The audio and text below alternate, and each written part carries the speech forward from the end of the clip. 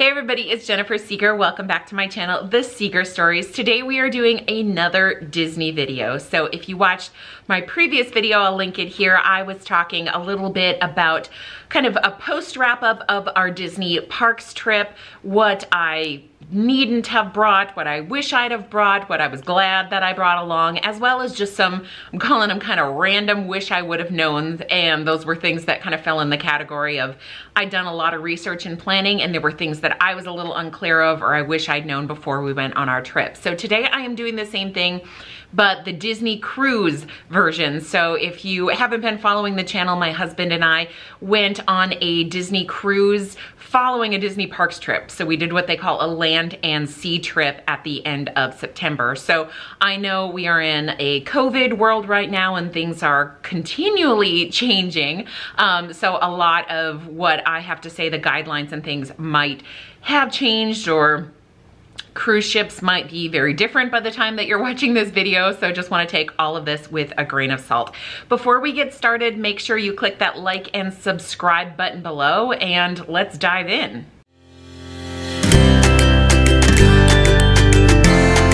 So the first category we're going to be talking about are things that I am glad that I brought along for our Disney cruise. And I did a whole packing series before we went. I will link that video here. As you can see in that video, or if you already watched that video, I brought a lot of stuff. I am a person that very much likes to be prepared for any situation, and I would rather overpack than pack and not have everything that I would need or want on the trip. So that's just my style. Your style might be very different. But diving into things that I was glad that I brought along, one of the first things, and this is a tip that I read, are hooks for the stateroom door. So the doors on the Disney cruise ships, and a lot of cruise ships I believe, are magnetic, and it was really nice to have some hanging room. We use them mostly for our masks, but also use our lanyards that we had bought for our Key to the World cards, which is a card you're issued on a Disney cruise, and I'll talk more about that in a minute. But we use the hooks quite a bit. I got these really strong ones off Amazon, and I will link them below. It came in a pack of 8, and I only brought along 2, I think. I can't remember. I'll maybe have to go back and watch my packing video, but I think we only had 2. That's all we used anyway, and just had them at the stateroom door. The next thing I am glad that we brought is a little card, and I will link this below. I got it on Etsy, to go in and out of the kind of the light switch holder. I don't know exactly what it's called, but in the Disney staterooms you need to have, it's meant for your Key to the World card, but any card will do, inserted so the lights will turn on, and that's just to conserve energy so you don't leave your stateroom lights on. But we had little lanyards and plastic cases, so it was difficult to get the Key to the World cards out of there. So we just bought this little magnet card, slid in and out, and then it stuck to the door or the wall right above the outlet. So that was easy rather than taking out our Key to the World cards. Also falling in this category that I was so glad that I had along is a little bottle of dish soap and a sponge, and I'm gonna tie that in with reusable mugs because I don't think we could have gotten by on our cruise without our reusable mugs. And we had brought Yeti cups from home, but when we stayed at the Disney resorts, we had actually purchased the mugs that work with the Coke Freestyle machine, so they were reusable. And those were really lightweight, they were really handy to have, and we just ended up carrying those with us on our cruise. So they came in really handy, but we liked being able to rinse and wash them out. Things were a little different on the Disney cruise in that you couldn't walk up and fill your own cup, but you'd bring a cup up, and ours were a little insulated so they'd keep the ice cool longer.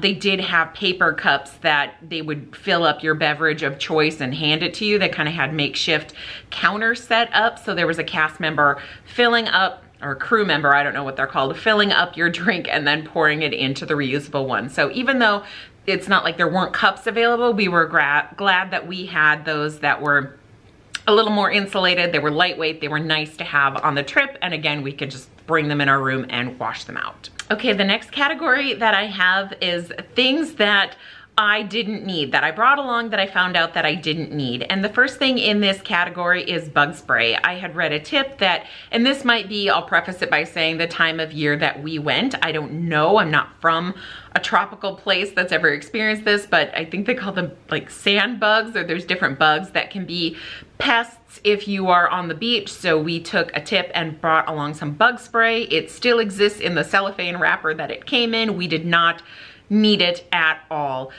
We did bring it on to the island with us, but we never cracked it open or used it. We were there during the day, so I don't know, maybe it's an evening thing, but that's, from me to you, that's something that we brought along that we didn't use.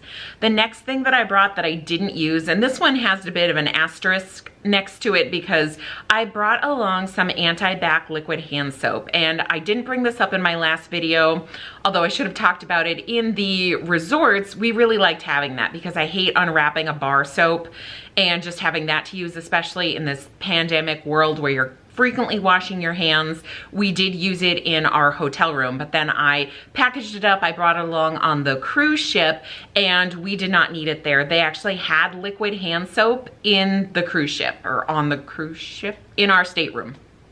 So that's just something that I didn't know would be available. So if you were just going on the cruise part of it and were thinking you would like to have that, you don't need it. They have it there. Maybe it doesn't matter to you to have it in a hotel room, but I've always liked bringing it along if we're staying in a hotel room for more than just a night or two. And then the last thing that I needn't have bothered bringing, and this is funny because I know I mentioned we used our hooks, our magnetic hooks in our staterooms to hang our lanyards, and we had little plastic sleeves we put a key to the world card in there and also a little map of the ship. We had bought, and I'll link them below, we bought the little maps to the ship on Etsy. They were maybe handy, but we didn't end up using them that frequently. I felt like we got the lay of the land pretty quickly as far as where things were, and it was pretty easy to look up on the ship's navigator app, so we didn't really use those. Also, the key to the world cards, and hence the lanyards, we didn't really use, but I wanna say that this is maybe just the season that we are in, and because of COVID, you weren't handing that card over. The cast member or the crew member would just ask for your room number when we were on the cruise. So really we used it to lock and unlock our door, and we never handed it over to pay for anything on our cruise, including at the shops. They would just ask for our room number and we'd tell it to them, and that was all we needed. So while I've heard from videos that I watched in preparation for our cruise that those are really important and it's like your lifeline, just in the current cruising world, or the one that we were cruising in September, we did not really need them. And so the lanyards that we brought along ended up being a bit superfluous. Nate usually just brought his card and had it in his pocket. I don't think we really ever wore the lanyard too much. He might have, but I left mine in the room a lot of the times. But we still liked having the hooks there to hang our lanyards on, but also our masks, because masks were really big on the ship, and I'll talk about that in a minute here. But before we do, we want to move on to the next category, which is things I wish that I would have brought along. Now, as I said, I like to be prepared, and it was quite a lengthy packing list that I had. So I brought on a lot of stuff, maybe more than most people would bring on a trip, but that's just how I roll. One thing that I was wishing though that we'd had was a bigger bag when we went on to Castaway Cay. So I had brought a little drawstring backpack, which I thought would be super convenient, handy. You know, I thought we don't want to be lugging around a lot of stuff. But one thing I didn't really understand how it worked was the towel situation. And again, I don't know pre-COVID, so this might have been different back then, but they're available, those towels. You can have as many as you want right when you get off the ship. So there's a little station and they're handing out towels, and you can take as many as you want or need for your family, because Nate and I knew that we were going snorkeling on the family area of the beach. That was one of the excursions that we purchased. But then we wanted to take the tram over to Serenity Bay, which is the adults only section of Castaway Cay. And we thought we might go for another dip there. We had some inflatable rentals, which we didn't end up getting because of the wind. But anyway, we knew we were gonna be in and out of the water at least a couple times. So we each took 2 towels, and the drawstring backpack couldn't hold it. And I thought, how handy would it have been to have a big old bag that we could put it in? But we were going on a bicycle ride, and so I thought the drawstring bag would be nice because we could, you know, take that with us. In truth, we could have left our towels kind of a little at our own risk, but at the bicycle rental place, they did have a little trunk we could set things in. So I wish we'd have maybe done both, the drawstring bag so we could take our valuables with us, but then had a bigger bag, maybe a foldable one I'll bring next time we go on a cruise that we could put those towels in. instead of having to carry them around. So, and it would have been handy for purchases too, because I think it held us back on purchasing too much on Castaway Cay, because we didn't want to have to lug it around and we didn't have a bag to carry it in. So that is the only thing I have in this category that I wish I'd have brought. So again, watch my packing video for the full list and you can kind of decide what is right for you, but I brought a lot on our trip. So that concludes the packing portion. Now, I also wanted to include some little tips, things, again, this falls under the category I wish I'd known. And then I know I started off the other video with a little haul of what we got in the Disney parks. So I also want to do a haul of what we got on our cruise. And maybe we'll just take a moment and do that now, because that's always fun stuff. And then I'll get to the tips. So, because I was thinking of him, and if you watch my video, you might have met Sven.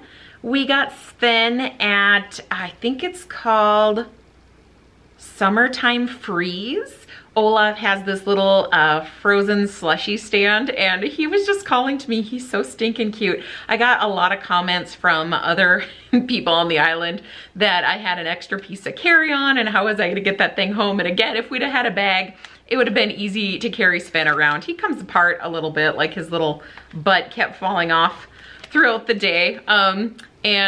Now he hangs out in our basement on our little bar area, but he's so stinking cute. So this is probably the most fun thing I think I bought on our cruise. Also, I want to show off a couple of things that Nate got on our cruise, because I pulled these out of his closet today. I think they're so cool. He got this rash guard that's like a Spirit jersey, Disney Cruise Line. Making sure it all shows up on camera here, but that's the back of it. It's got this little logo, and it's got sun protection in it. So you can see it's kind of that shiny fabric sun protection. And he actually bought this while we were on, our second day was a day at sea. So he bought this, so he wore it on Castaway Cay, and it was really nice. He had brought like a rash, not a rash guard, but more like a UV guard t-shirt, but it was nice to have the long sleeve. And then I'm super jealous of this. I wanted it too, but I don't want us to be, you know, matching shirts people, I guess. I guess we've done that before, but anyway, he got this, not me. I'm jealous. This long sleeve Disney Cruise Line tee, same concept, Disney Cruise logo on the back and on the front. And then also has it written Disney Cruise Line on, that shows up, down the sleeve. So this was super duper cute that he picked up in the shop. And then things that I purchased or we purchased together. Firstly, this is the cute Disney Cruise Line, like reusable bag. This is the smaller size. They have a large, or this is the medium size. I think they had a really small one, and then a medium and a large, because they don't give you bags in the shops on the cruise ship. So if you can just carry your items with you or get this super cute bag, which we did. I did get something for myself too. So I'm jealous of Nate's shirt, but I also got myself this super cute.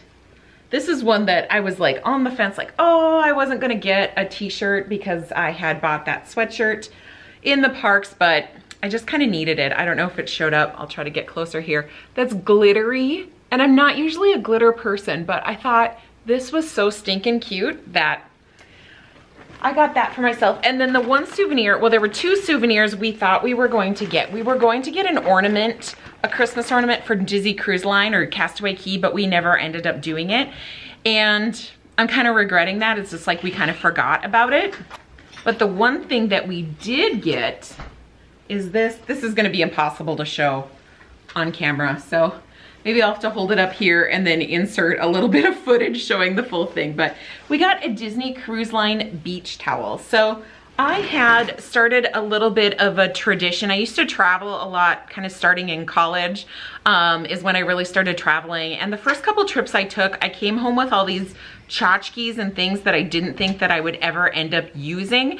And so I made a deal with myself to try to only buy functional things, clothing, jewelry, household items, things that I would actually use that would remind me of the trip, rather than coming home with like, I don't know what I used to get, like a little figurine or something. And that's just my personal taste. I don't have a lot of that around. So Nate and I decided, because we took our honeymoon, this is really funny, because we decided maybe before our honeymoon And when I was in Jamaica, I got a beach towel, and then we were gonna go to the Dominican, and we said anytime we go somewhere beachy or tropical or even to a fun lake or something to commemorate the trip, we would get a beach towel and kind of have just a collection of beach towels of our travel.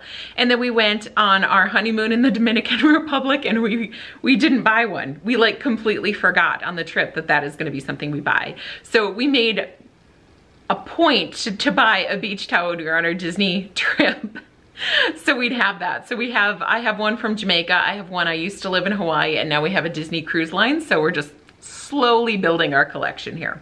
So that is everything that we purchased. Now getting back into it, and I want to talk again, this is just kind of a random category, and I'm going to call it things I wish I knew before we went on our Disney cruise. So the first thing is, and this is, again, a lot of this is gonna be different due to COVID, but the crew members aren't allowed to handle your phone or take a photo for you. So we found ourselves offering to take photos for a lot of people, and they would offer to take photos for us, which was super, super duper nice, because there were a lot of great photo opportunities that I feel like we didn't get. We, of course, had a little tripod with us, and we would set up the timer, and we got some good shots that way. But what I wish that I would have done is sign up and gotten, there's like a photo pass similar to the parks, but that you get for the Disney cruise ship. And I didn't really think it was worth the cost. And afterwards, I kind of questioned whether it was. Now, you can purchase any of the photos that were taken of you individually,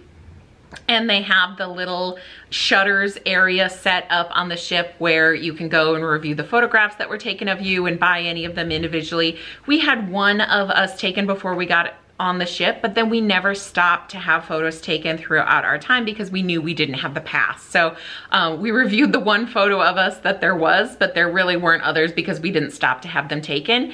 And that's maybe something, because this was our first cruise, in our lives, this was our first cruise. I do kind of wish that we'd have done that. So, you know, use that information however you want.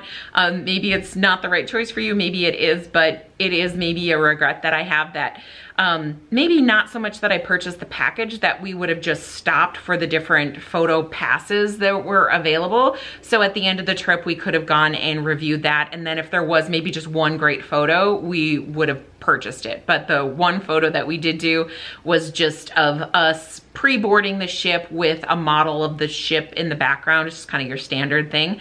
And it was not a good or flattering photo of us. So we didn't actually have any professional photographs taken on the ship.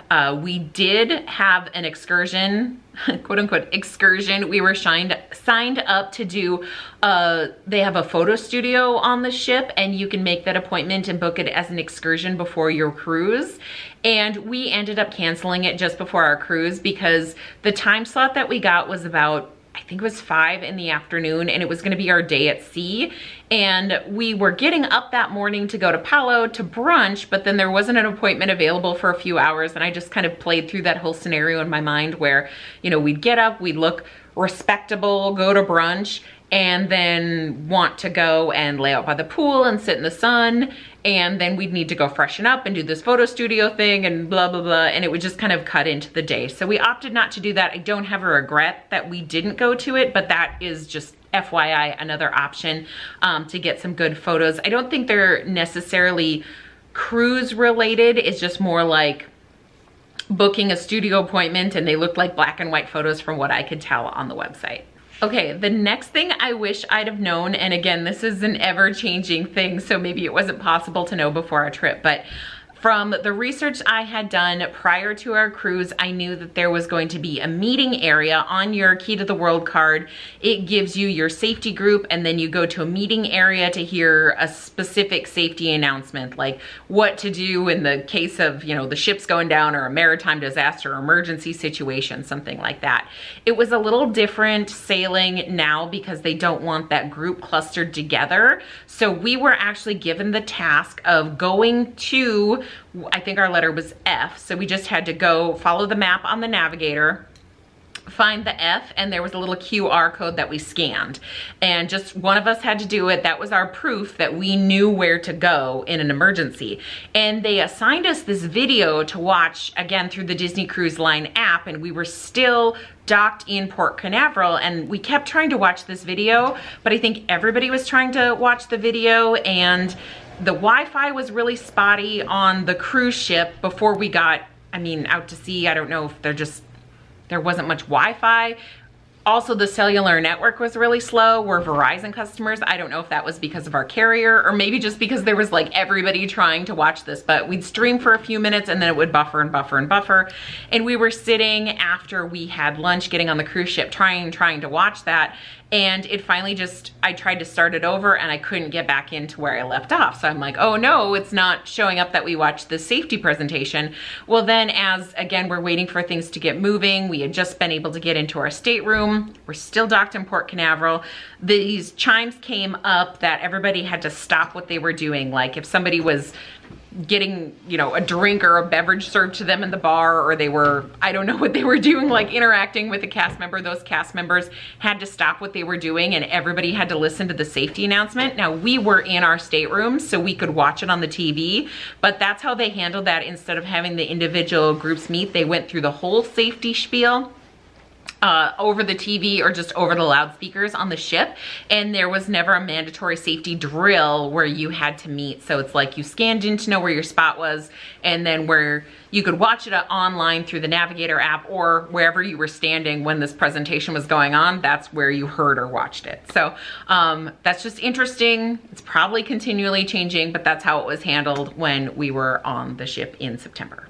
The next thing that I wish I'd have known or was kind of interesting, I had again done a lot of research on how things used to be done pre-pandemic, and I know that the staterooms used to come with these wave phones that you could take with you and they'd work in place of cell phones. So if you had a group or teens or something that wanted to take those phones out, then you could communicate with your party on the ship like it was a phone, but it just worked within the confines of the ship. Now Nate and I were pretty much always together, so we didn't anticipate a need for that, but I was surprised that it was not available. There were no wave phones in our stateroom. Again, I don't know if they're coming back or if this is just a change that they're making.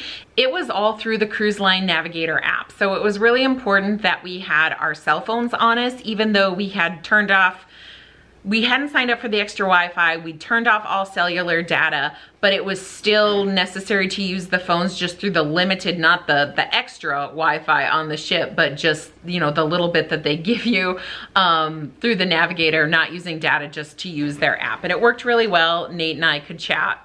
Sorry, my dog's coming in. Can you say hi, Ruby? Can you say hello? Hello to the fine folks. You can't talk about the cruise, you weren't there. But anyway, we didn't have the use of the wave phones. Everything was done, chat features, everything through that app. And on that note, I know that they used to print out a Navigator, like a daily itinerary of what was going down on the ship. And that was now available in the Disney Cruise Line app. Again, you're linked to the cruise ship Wi-Fi. You can use that app and not worry about using any data, paying extra. It just worked on the ship. Okay, give me a minute. She's settling in to find a spot on Nate's. Are you about done? You gonna sleep on the beach towel? Okay, go to sleep. She's like digging in to find her spot here. So that app became really, really necessary to get a daily itinerary. And also what's interesting is that we were just getting back to cruising in September, so maybe this was part of it, but it wasn't loading activities. Like, it was not showing that anything was happening at all on, I think it was Saturday night. And we were like, is there gonna be a show? Because we were told that the first night we got on the ship, Friday night or Sunday night, we could choose to either go to Disney's, or Mickey's, excuse me, Masquerade Party, or we could go to the live Beauty and the Beast show. And so we chose to do the Masquerade Party on Sunday, and we went to the live show on Friday night, but nothing was on the Navigator app. And actually on Saturday didn't show up on the Navigator app until later in the afternoon, when the captain came on, or the cruise director, excuse me, came on and made the announcement that there would be a think they called it Happily Ever After fireworks show that was going up on deck 11 on Saturday night, but really they didn't announce that till the 11th hour, and that was kind of interesting. But even some of the things like the live shows, things like that, they were loading as we were on the ship, like getting on the ship on Friday. So when we woke up Friday morning and we were taking Disney's Magical Express to Port Canaveral, there was not a lot going on. We didn't actually know if there was going to be Pirates of the Caribbean. That was a traditional thing, and we don't know if that was canceled again due to COVID or because we are on a Halloween on the High Seas cruise. And so I guess my point in this is just saying the Navigator app was like a living, breathing thing. It was being updated continually. So keep checking it frequently. You will need your phone, because you're not getting a printout telling you the events of the day. And they were continually adding events. I know that Disney does this quite frequently, like with weather changes, things like that, they will add in extra activities. And so while we were normally supposed to be in the Bahamas on day 2, but then the laws had changed, so day 2 became a day at sea, they were probably just working to add more things. But that was coming out kind of in real time, so I don't know if the Navigator sheets will come back or if Disney's making the change to push everything out towards the app and the smartphone, and they won't be doing things like the wave phones and the schedule anymore. So I guess we will see, but that was our experience in September. Okay, the next thing to talk about are just some safety measures. So again, this is relevant if you are cruising and we are still in a pandemic, but it was, I think somebody said to Nate and I, which was just such a great way of describing it, that it's like we went back in time to the start of the pandemic. So if you remember in early 2020, when mask wearing and social distancing first became a thing before there was a vaccine, it was a very different time from fast forward to a year later, roughly, and people are getting the vaccine now in 2021, and we started to relax some of those things. I mean, the Disney parks were closed, they opened again, and their rules had started getting lax. Now I know as things wave, and if you're watching this, we're, as it's coming out, we're in the height of the Omicron kind of cresting. So things are continually changing with that. But what I want to say is that I was really pleasantly surprised by how strict and stringent the rules were as far as social distancing and COVID precautions on the ship. I mean, they had signs in the bathroom literally explaining how to wash your hands in like more than 2 steps. Like it was a long drawn out thing. Even suggestions that you take an extra paper towel and use that to help you open the door. There were constant signs. They were enforcing social distancing. When we went up to see the fireworks show, there was a dot that you stood on with your party. And if you moved off the dot, a crew member would just come over and gently remind you to stand back on that dot. So even the elevators, there was one party per elevator at a time. So we ended up taking the stairs quite a bit because you're waiting for an elevator and like 5 would come up and open and there was already another party in there. And so we were very aware that we needed to keep our distance from other people. They were not seating different groups together at dinner, which suited us just fine because I had actually, way back when we booked this cruise in like 2019, made a request for Nate and I just to have our own table, so it suited us quite well. But those are the things that they had in place. So if you are, and I think I said this in one of my cruise videos too, if you are nervous about taking the cruise during, you know, COVID and all these things that are happening have really shaped and changed our lives, we were really, really impressed with the job that Disney had done to keep everyone socially distanced and safe. Okay, this is kind of a silly one, but I really want to point it out because I did not know this. So if you have done any research on a cruise ship, and I don't know if I've mentioned yet that we were on the Disney Dream. Sorry about that, but that was the ship that we were on. And we ate at Animator's Palette, in which I was really, really looking forward to that because I had seen photos and video footage, and not only is it just a gorgeous restaurant with amazing theming, but they have these screens where Crush, the turtle from Finding Nemo, we'll come around and talk to your table. And I kept waiting for Crush to come by, and he swam by, and I thought he said something once, but didn't really hear him, and he swam away. And so I mentioned to our waiter, like our server, hey, when does Crush come talk to us? And he's like, oh, I think he was here. You need to talk to him though. And it was really noisy in the restaurant. There was a lot going on around us, maybe is why we missed hearing him, because the screen that was closest to us was kind of kitty corner or catty corner, however you say that. And I mean, we weren't right up next to it. So it was like, maybe he was there and we didn't engage with him. And if you don't talk to Crush, he will swim on and find somebody else. So we waited, and as soon as he came back, about the time we were having our desserts, or maybe just kind of finishing up on our entrees, and we said hello to him, and then he totally started talking back with us. And it was funny because he had talked to another table that was also from Minnesota and had remembered, and he's like, oh, do you know these dudes? And so it was super funny. So I wish I'd have known that. You need to talk to Crush for him to talk back to you at Animator's Palette. So a couple more things just on wrapping up the cruise. So gratuities, we had done a little research on this, but I still think I was a little confused. They did add gratuities onto our final tally. We just charged everything to the room, and then that gets settled up. You get an invoice on the final night, but you also get envelopes where we could put some extra cash in for our wait staff and our stateroom host. I think those are the only ones on there. I can't quite, well, maybe there was some more because we got a few envelopes, but anybody that you wanted to recognize for going above and beyond throughout the week, you can give them gratuities. You also, and our server was a little bit pushy for this to happen, to fill out a really rate them excellent, but he had like asked us the questions, and then he was like, you're locked into it. You told me I was excellent. So when you fill out that survey, make sure you put excellent, which of course we did. But it was super funny because one of the questions on the survey was your server pushy for you to put excellent? Which was kind of like, we don't want to get him in trouble, right? So we're not going to answer, but yeah, totally. He was kind of pushy, like doing the high sales, which I get. I'm sure that a lot of their compensation is tied to the job that they do, and our servers really did an excellent job. But just a note on that they automatically add in the gratuities for you, but then there is an opportunity to give more above and beyond what is automatically tacked onto your bill. A couple other things with kind of wrapping up our ships, or our cruise, the debarking process. So they gave us some tags. We were in the Goofy group, and we had to put all these Goofy tags on our luggage. And then when they took our luggage, and then we walked out of the cruise ship, and then we picked it up.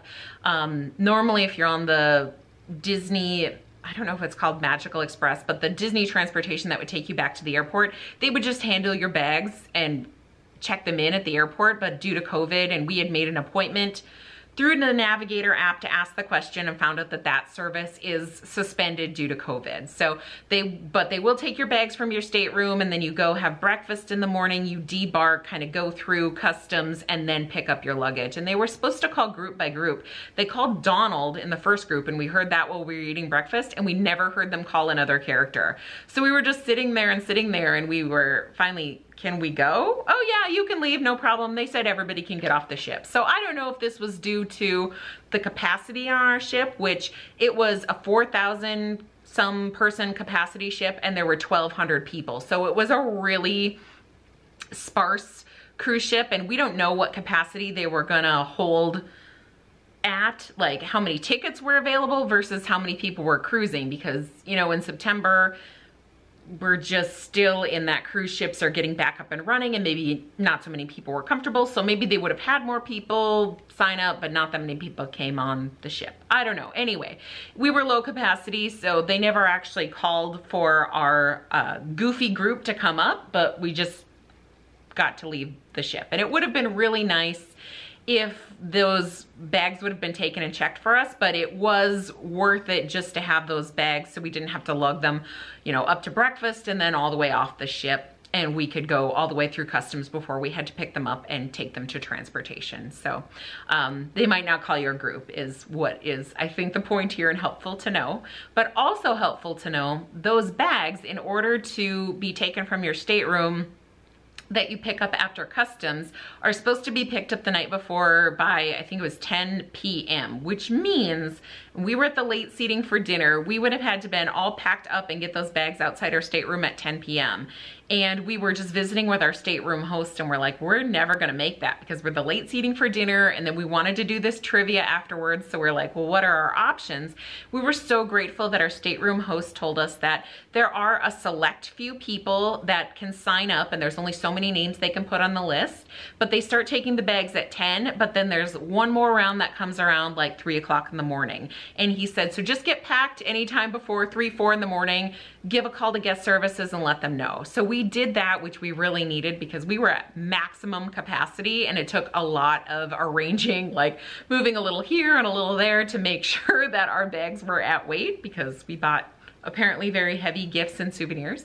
And we had some wet clothes coming home with us. Anyway, it was a juggling act to get those bags packed and ready to go. And when we called down to guest services at like 1 o'clock in the morning, they're like, oh, you needn't have called. There is somebody that does one final round just to make sure and get all the bags collected. So I think it's still important to follow the stateroom host's advice and be on the list, but those bags did get picked up early. Maybe they don't want this story out there because of course we don't want to make a burden for those last couple crew members that have to go around, you know, they don't want to pick up the bulk of the bags. But just a tip from me to you, that was a godsend for us because we had some tricky packing to do and a tight timeline, and so I was very grateful to have a little extra time to get that done. And then the very last thing, and I talked about missing a bounce back offer opportunity when we were at the Disney Parks Hotel, which is like a deepened discount if you book your next Disney trip while you are still staying at the Disney resort. So Disney Cruise Line does something similar where if you book your next cruise, you get, I think it was 10 or 15% off. It ended up being, I think it was 10% off, but that's a chunk of change, right? To get off your next cruise ship. So we were trying to book our next cruise while we were still there, and we were having trouble doing that through the Navigator app. So we actually chatted with guest services through the app. That was another thing that was interesting about the cruise ship, is you could not stand in line anymore to see guest services. You could book an appointment or you could chat with them through the app, the Disney Cruise Line app on your phone, which was super easy, super responsive. We did that for a few different questions and really enjoyed having that at our fingertips and not waiting in a line. So kudos to Disney. That actually I think is an improved service that should stay the way it is if it can, even after we can go back to line standing. But anyway, I digress. We were chatting with them that it wasn't working through the Navigator app, and I think on this one we actually did need to book an appointment with guest services. Went down to the counter, they had us fill out a form that, you know, we verified with them, hey, we're trying to do this through the app. They had us fill out the form, and then we got an email after we got home inviting us to go onto the website, onto, you know, disneycruiseline.com, enter this code, and we could get our 10% discount. But it expired, I think, a week, 2 weeks after we got home. Now, the bummer of the thing is that if you've been following my channel, Nate and I came home to move. Like everything was packed up in our townhome. We went on this Disney cruise trip, came home, finished packing, and then moved into our new home. So we actually missed our window of opportunity. We were kicking ourselves over that, but things, if you haven't been able to tell from this video where we forgot things, they've been a little chaotic, and the trip was at the height of chaos in our lives. So we missed our opportunity, but just so you know, if it's not working through the Navigator app, guest services can hook you up and you can still get that discount. I'm sure we will book another Disney cruise in the future. We just missed our discount window, which is a bummer, but c'est la vie. So that wraps things up. That is the last tip that I had just jotted down. Again, these were things that I just took notes on during our trip and wanted to be able to share some of the things that weren't clear to me before I was cruising, and I hope they really helped you out. Do you have a Disney cruise coming up? Leave me a comment below. I would love to hear from you. Thank you so much for watching this video. Don't forget to like this video and subscribe to the channel, and bye everybody. I'll see you next time.